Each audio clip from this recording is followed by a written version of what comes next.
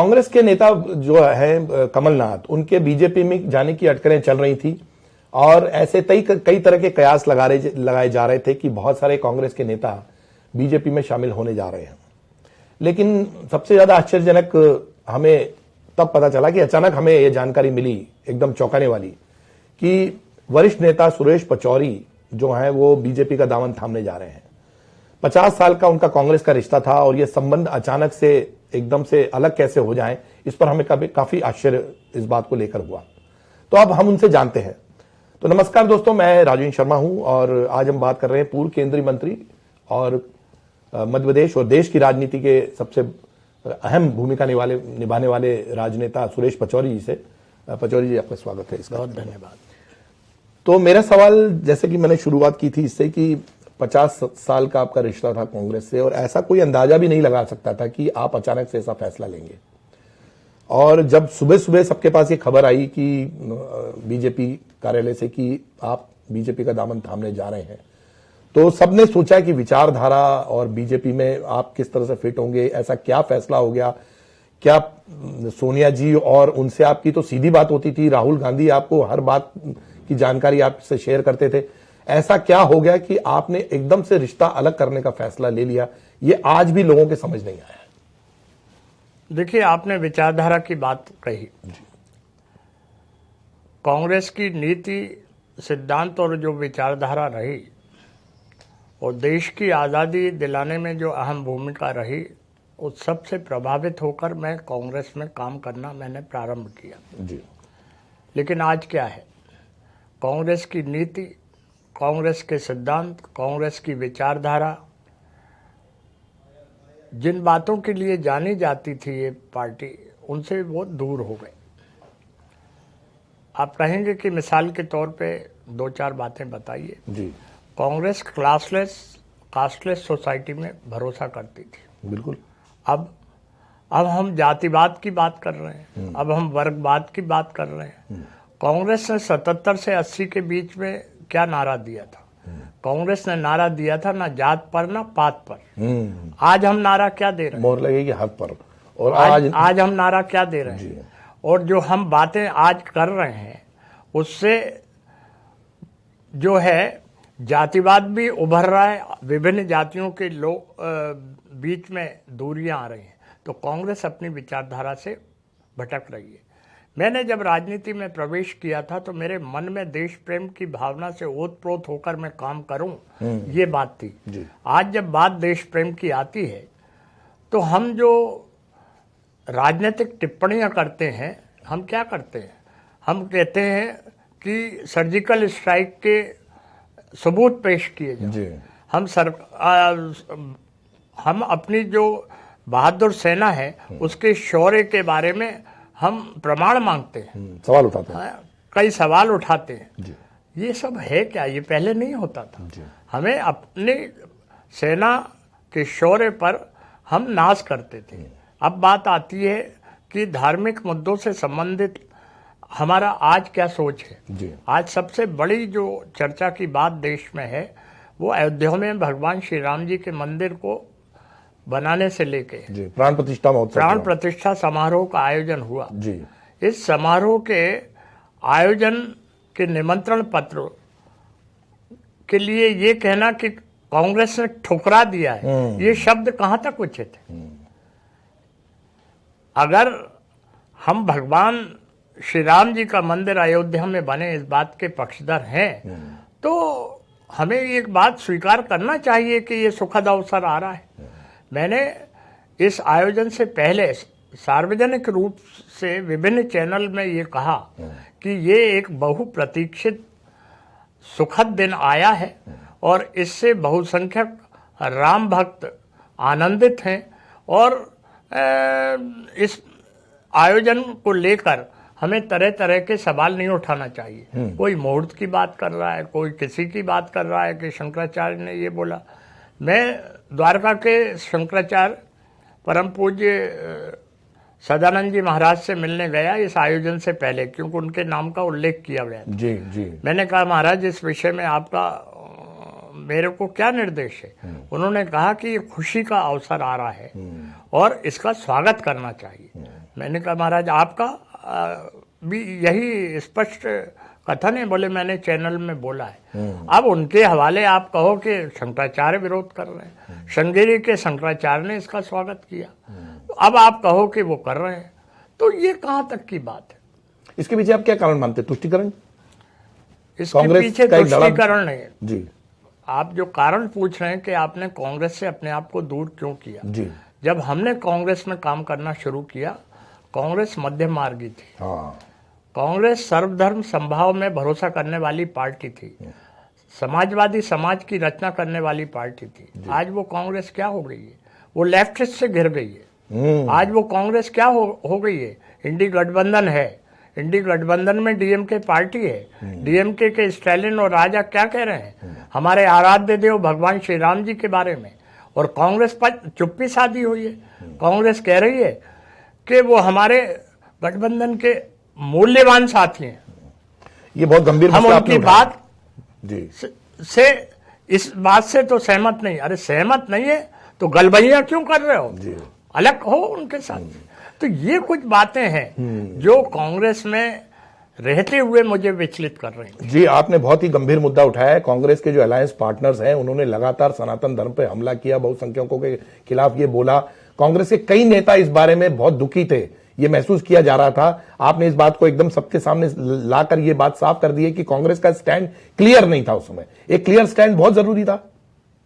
देखिए, जैसे एक कहावत है ना जी, गिलहरी के मामले में जी, कि अगर गाड़ी कोई चल रही है और उसके सामने गिलहरी आ जाए और वो सोचे कि मैं इधर जाऊं कि उधर जाऊं, तो वो गिलहरी गाड़ी के नीचे आ जाती है। कांग्रेस की दशा भी यही हो गई है, मैं इधर रहूं कि उधर रहूं, लेकिन वो वामपंथियों के साथ हो गए। लेकिन ठीक है, आपने कहा कि सनातन धर्म की बात हुई, राम मंदिर की बात हुई। राम मंदिर को करीब 1.5 महीना हो चुका है, तो आपके मन में उतने दिन मंथन चलता रहा कि आप मैंने तो जब ही सार्वजनिक बयान दिया था। हाँ, वो बयान दिया था, मैंने लीडरशिप के नोटिस में लाया था जी, कि भाई जब कांग्रेस के दौर में ताला खुला, कांग्रेस के दौर में शिलान्यास हुआ, कांग्रेस ने सुप्रीम कोर्ट के डिसीजन का निर्णय किया, कौन सा दबाव और प्रभाव है जिसकी वजह से उस निमंत्रण पत्र के लिए ये शब्द प्रयुक्त किए जा रहे हैं कि निमंत्रण पत्र ठुकराया? आमंत्रण पत्र नहीं था वो। आमंत्रण और निमंत्रण में फर्क है। जब हम किसी को आमंत्रित करते हैं स्टेज पे तो बोलने के लिए करते हैं, निमंत्रण देते हैं तो भाग लेने के लिए देते हैं, जाके रहते आपको बोलने के लिए थोड़ी बुलाया जा रहा था। दूसरा सबसे अहम महत्वपूर्ण है कि इसमें आप प्रधानमंत्री मोदी तो ठीक है, बीजेपी और दूसरे जो उनके घटक दल हैं उन सबकी एक इंक्लूसिव अगर कहा जाए इस प्राण प्रतिष्ठा को लेकर उनकी भूमिका, और खासतौर पर सनातन में उनकी बात पर जो बीजेपी ने उसका रिएक्शन दिया, आप उस पूरे एपिसोड को किस नजर से देखते हैं? देखिए, मुझे सनातन धर्म में होने का गर्व है जी, और मैं प्रधानमंत्री आदरणीय नरेंद्र मोदी जी की प्रशंसा करना चाहूँगा। जी, नंबर 1, उनके कार्यकाल में ये प्रतिष्ठा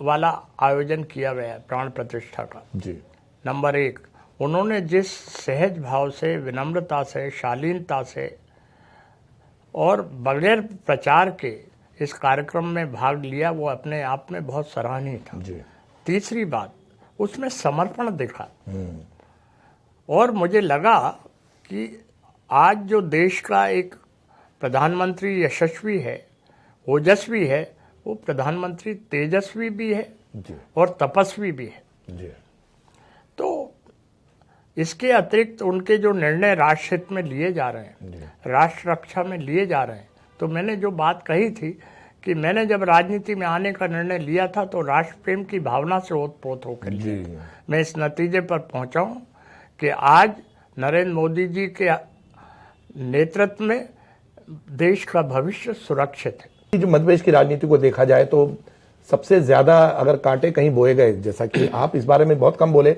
लेकिन ये आम चर्चा है और आपके कार्यकर्ता इस बात को खुलकर कहते हैं कि आपके जब भी आपने चुनाव लड़ा, जब भी ऐसा कोई काम किया तो कांग्रेस में से ही आपके खिलाफ बहुत सारी चीजें सैबोटेज किया गया। आप उस समय क्यों नहीं बोले, और क्या आप इस बारे में कुछ बोलना चाहेंगे उन लोगों के बारे में? उस समय भी मैंने लीडरशिप के नोटिस में लाया, बल्कि लीडरशिप ने खुद पूछा जी कि इन लोगों के रोल की खबर मिली है, और ये बहुत गलत है। तो ये उस समय भी नोटिस में आई थी, और समय समय पे जो हमारे कांग्रेस के कार्यकर्ता हैं वो सब इस बात को भलीभांति जानते हैं कि कौन हमारे रास्ते में शूल बोते रहे। कांग्रेस में चूंकि अलग अलग छत्रप देखे जाते हैं और सबको, जैसे कि दिग्विजय सिंह अपने कार्यकर्ताओं के लिए काम करते थे, कमलनाथ अपने बेटे और कार्यकर्ताओं के लिए काम करते थे। कार्यकर्ताओं को लेकर काफी बड़ी बात कही जा रही थी कि उनका जो भविष्य है वो कांग्रेस में अब उतना सुरक्षित नहीं बचा, क्योंकि ये बात उठी थी कि सब अपने अपने पुत्रों के लिए कर रहे हैं। आपके पास इस तरह की कोई खबर आई थी? कार्यकर्ताओं की शिकायतें आई थी आपके पास? देखिए, सबसे पहले तो मैं ये बात कहूँ कि मेरे परिवार से, जिनमें मेरे पुत्र भी शामिल हैं, किसी को राजनीति में आने का मोह नहीं है जी।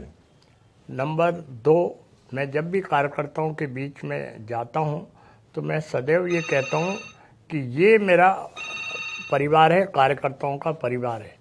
मैं अपने परिवार को राजनीतिक दृष्टि से आगे बढ़ाने की न पहल मैंने की है और न मेरी करने की मंशा है जी। तीसरी बात यह है कि जिनको अपने परिवार के लोगों को, अपने पुत्रों को आगे बढ़ाने का शौक है जी। वो जाने।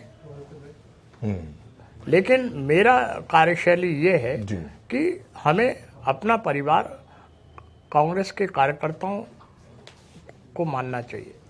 और अब जबकि बात हो रही है कि बीजेपी में ये सब चीजें बहुत अलग तरीके से, उसको कहा जाता है कि अनुशासित पार्टी है, यहाँ पर मोदी जी बहुत सारे चेंजेस लाए हैं, एक सेकंड हाई कमांड ऑफ जो है वो सामने आ रही है, युवा नेता आगे आ रहे हैं, बहुत सारे, एक मार्गदर्शक मंडल भी बनाया उन लोगों ने यहाँ तक की।